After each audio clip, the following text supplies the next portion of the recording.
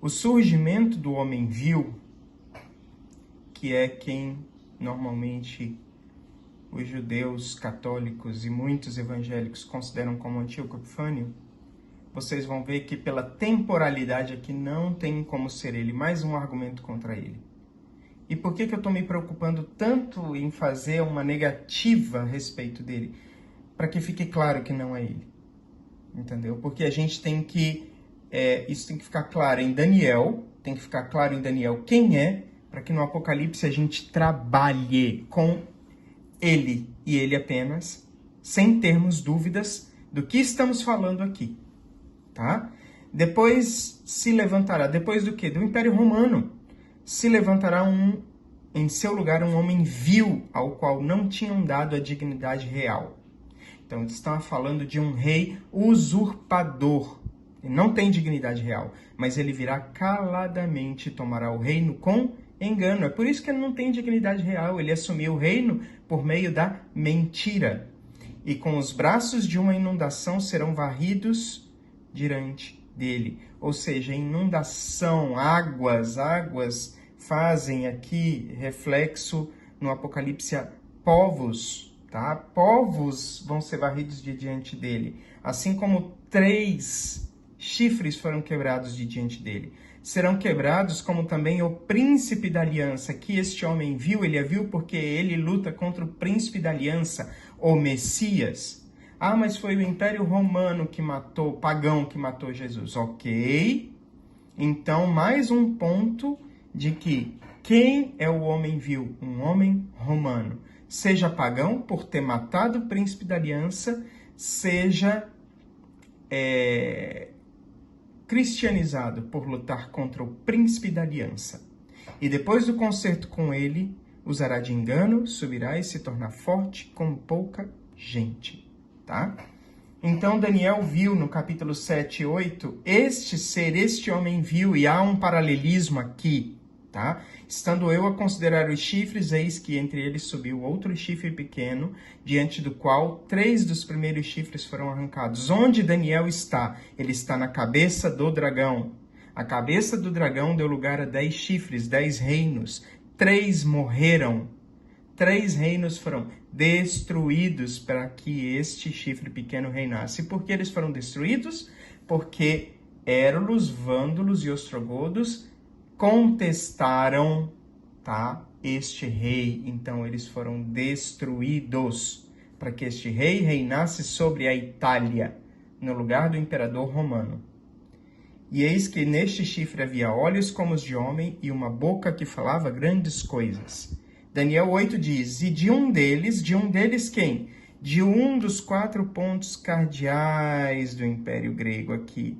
Aí é o motivo da confusão, tá? Saiu um chifre muito pequeno que cresceu muito para o sul, oriente e para a Terra Formosa. Ele cresceu contra o rei do sul. Ah, é o rei do norte, com certeza, mas qual o rei do norte?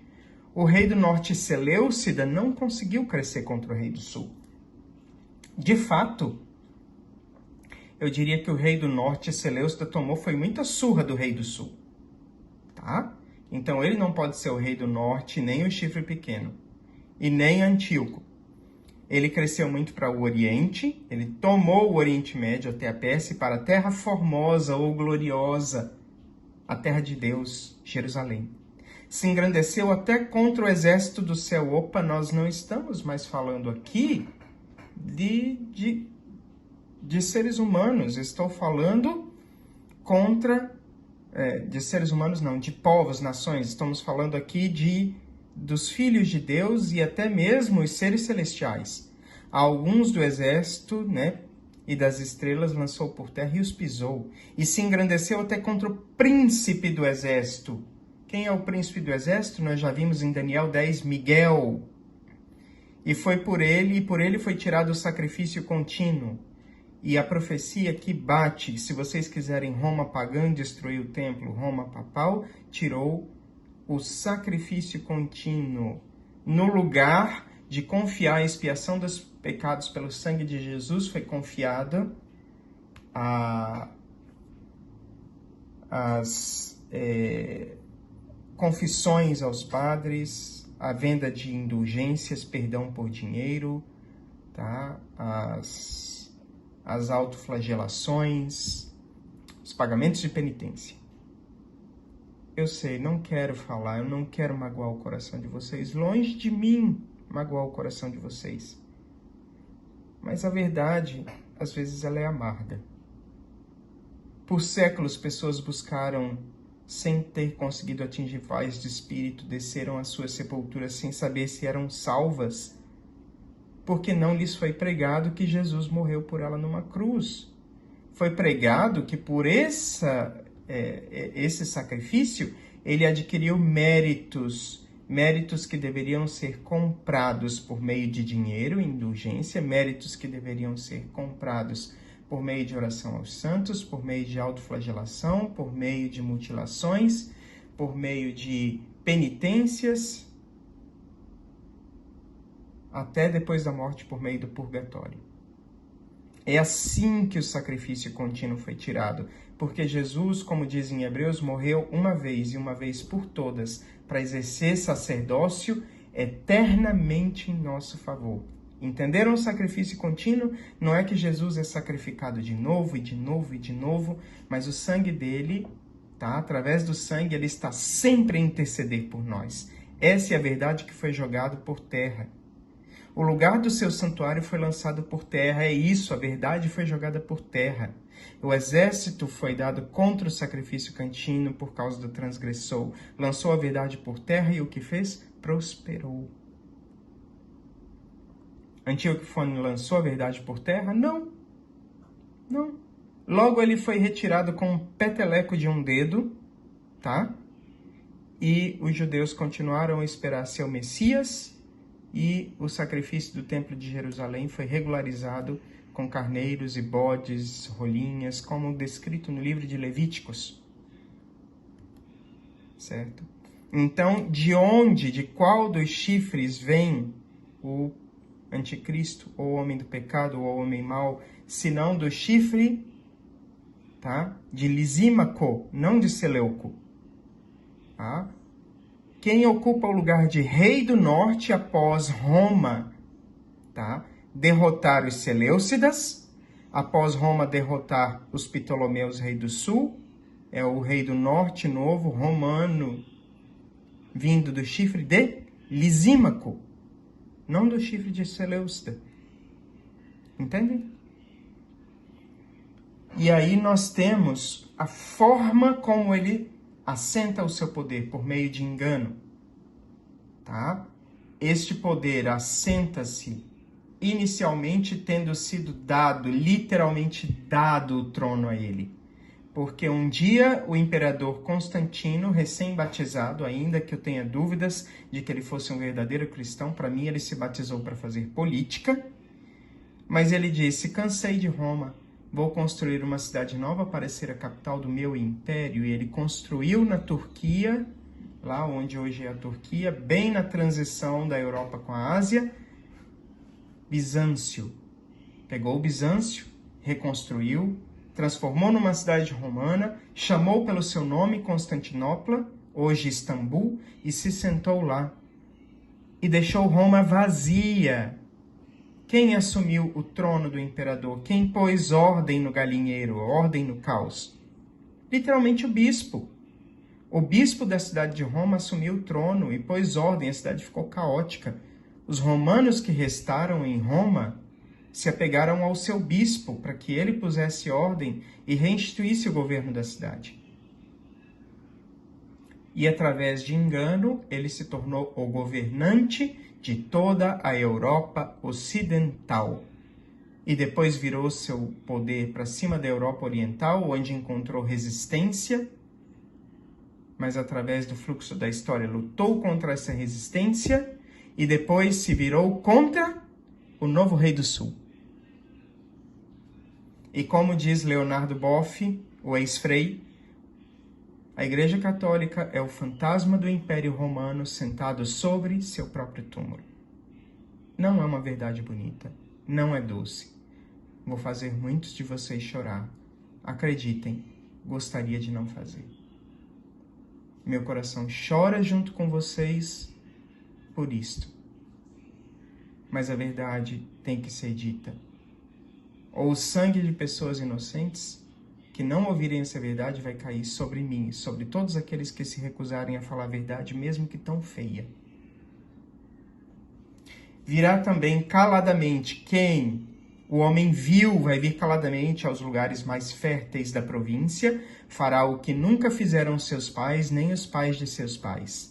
Repartirá entre eles a presa e os despojos e os bens e formará os seus próprios projetos contra as fortalezas. Mas por certo tempo suscitará sua força e a coragem contra o rei do sul. Quem é o novo rei do sul? Já vamos ver. Com um grande exército. O rei do sul vai se envolver na guerra com um grande e muito poderoso exército, mas não vai subsistir, porque maquinarão projetos contra ele. E os que comerem os seus alimentos o destruirão. Quem? O rei do sul. O exército dele será arrasado e cairão muitos mortos. Embora tendo nascido na Arábia, podemos afirmar por extensão que o Islã assumiu todo o Oriente Médio, inclusive o Egito. Tendo anexado o Egito ao Império Islâmico, o Islã se tornou o novo rei do sul. E partiu para a conquista. Ele assumiu o Oriente Médio, ele assumiu o norte da África e entrou na Europa. Por que ele entrou na Europa? A convite do rei tribal de Portugal. Não estou falando da Portugal medieval que formou seu Estado moderno. Estou falando de um rei tribal, tá?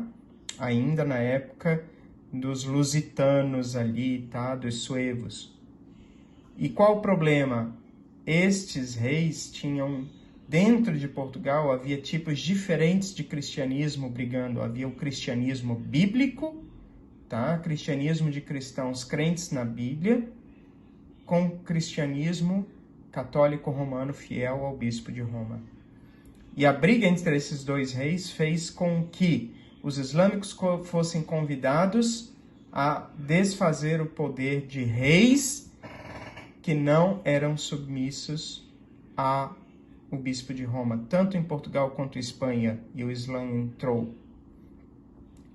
E então foram convocados os primeiros exércitos através do rei da França, onde Carlos Magno parou o avanço do Islã pela Europa e começou a expulsá-los de volta para as suas terras. Eles ficaram em Portugal e Espanha por algum tempo, norte da África, até que,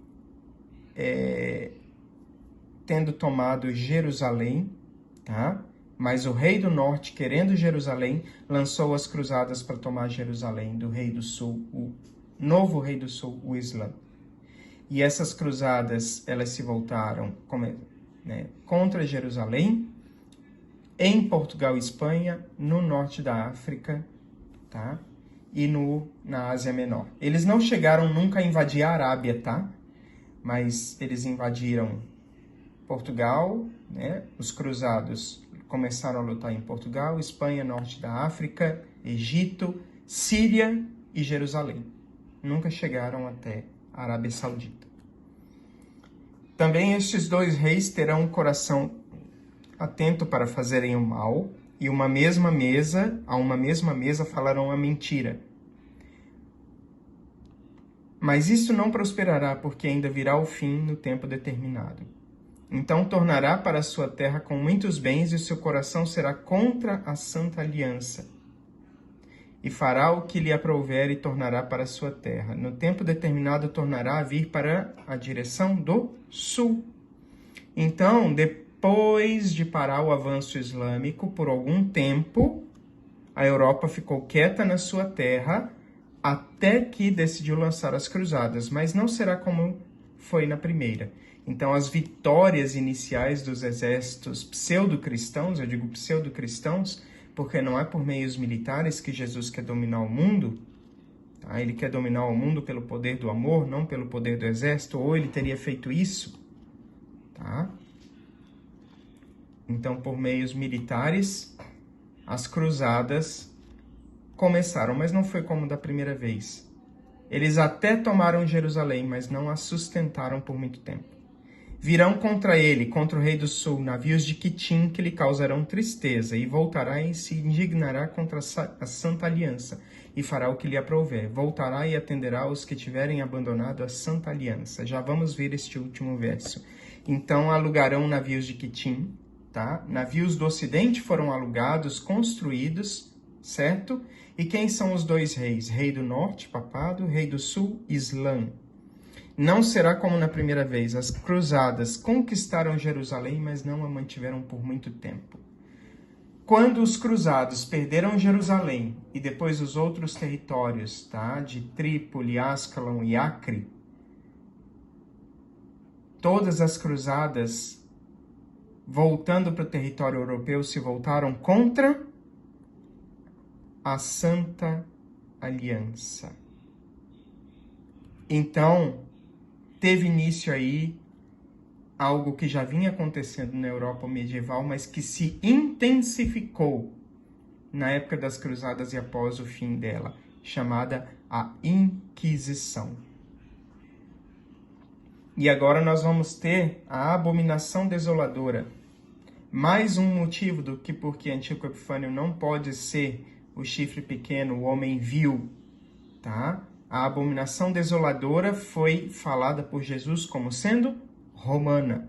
Os braços serão colocados sobre ele, que profanarão o santuário e a fortaleza, e tirarão o sacrifício contínuo, estabelecendo a abominação desoladora. E aos violadores da aliança, ele com lisonjas perverterá, ou seja, aos apóstatas. Os apóstatas foram pervertidos por meio de lisonjas.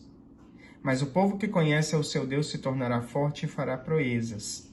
O problema é que, apesar de serem fortes, fazerem proezas, ensinarem a muitos, né? Os entendidos entre o povo ensinarão a muitos, todavia cairão pela espada, e pelo fogo, e pelo cativeiro, e pelo roubo por muitos dias. Quantos dias? Daniel 7, 8, 9 predizem 1260 dias, ou 3 anos e meio. Agora sim nós temos o anticristo reinando 3 anos e meio, proféticos. E caindo eles, serão ajudados com pequeno socorro, mas muitos se ajuntarão a eles com lisonjas. E alguns dos entendidos cairão para serem provados, purificados e embranquecidos até ao fim do tempo. Então, até o fim do tempo haveria perseguição religiosa, haveria Inquisição.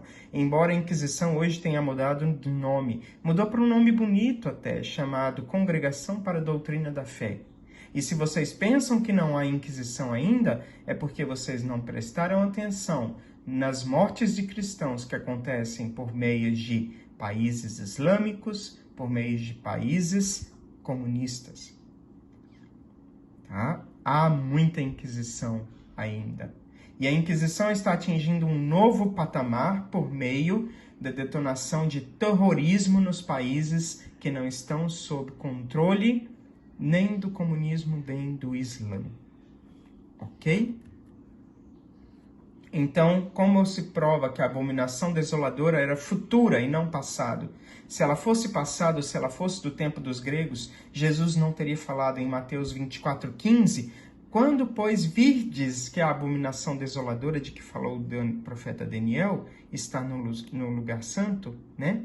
Quem lê, entenda. Então, Jesus está falando aqui que a abominação desoladora no sermão de Mateus 24, o sermão escatológico do fim do mundo, né, que ele pregou aos discípulos, ainda viria. Ela não tinha vindo já no tempo dos gregos. A abominação desoladora seria futura. E ela se estabeleceu com o sítio romano, a cidade de Jerusalém, no ano 70, e o sítio medieval, romano, católico medieval, contra o povo de Deus através da Inquisição. Ela está no lugar santo, ela está cercando Jerusalém física com os romanos e Jerusalém espiritual com os católicos romanos. Eu fiz uma pausa porque é duro dizer isso. Estando eu com eles no mundo, Jesus orava a respeito da última ceia. Estando eu com eles no mundo, guardava-os em teu nome. Tenho guardado aqueles que tu me deste, nenhum deles se perdeu, nenhum dos 12 apóstolos se perdeu, senão o filho da perdição, para que a Escritura se cumprisse. Por que eu estou trazendo este verso aqui? Porque Jesus chama o traidor Judas de filho da perdição. Curiosamente, Paulo usa este mesmo nome para o anticristo. Em 2 Tessalonicenses 2:3, Paulo diz: ninguém de maneira alguma vos engane, porque não será assim sem que antes venha a apostasia, ou seja, a volta de Cristo não aconteceria antes da grande apostasia, e se manifestasse o homem do pecado, o filho da perdição. Paulo está chamando o anticristo de filho da perdição. O que Paulo está querendo dizer? Que do seio da igreja viria o anticristo. E ele chama pelo mesmo nome que Judas Iscariotes foi chamado. Isso é tão terrível quando a gente vê que a maioria dos cristãos hoje acredita que um poder extra-igreja vai ser o anticristo. Um poder de fora, um poder ateu, um poder comunista, ou até mesmo um poder satânico, literalmente Satanás possuindo um político humano, vai ser o anticristo. Paulo está falando aqui que o anticristo é como Judas, é o filho da perdição, está do lado de dentro como um cavalo de Troia dentro da casa de Deus. Isso é muito terrível. Esse rei, ao qual não foi dada a dignidade real, esse homem vil fará conforme a sua vontade, levantar-se-á, engrandecer-se-á sobre todo Deus. E contra o Deus dos deuses, aqui, tá vendo? Ele vai se engrandecer contra todo Deus? Minúsculo. Por que está em minúsculo aqui? Porque são contra deuses falsos. Ele vai se considerar superior aos deuses de outras religiões. Ele vai se considerar superior ao Islã, ao budismo, a toda e qualquer outra religião. Mas até contra o Deus dos deuses, o verdadeiro Deus Jeová, vai falar coisas espantosas. Vai ser próspero. Até que a ira se complete, porque aquilo que está determinado será feito. Ele não vai ter respeito ao Deus de seus pais, nem terá respeito ao amor das mulheres. Que mulheres? O tempo todo nos evangelhos, em Apocalipse e nos livros dos profetas, como Isaías, Jeremias, Ezequiel, as mulheres são as igrejas. Ele não vai ter o respeito ao amor da igreja, do povo de Deus. Nem a Deus algum, porque sobre tudo ele vai se engrandecer. Mas em seu lugar honrará um Deus das forças, e a um Deus a quem seus pais não conheceram, honrará com ouro e com prata, com pedras preciosas e com coisas agradáveis, como a prostituta do Apocalipse, que está adornada de ouro, prata, joias preciosas. Com o auxílio de um Deus estranho agirá contra as poderosas fortalezas.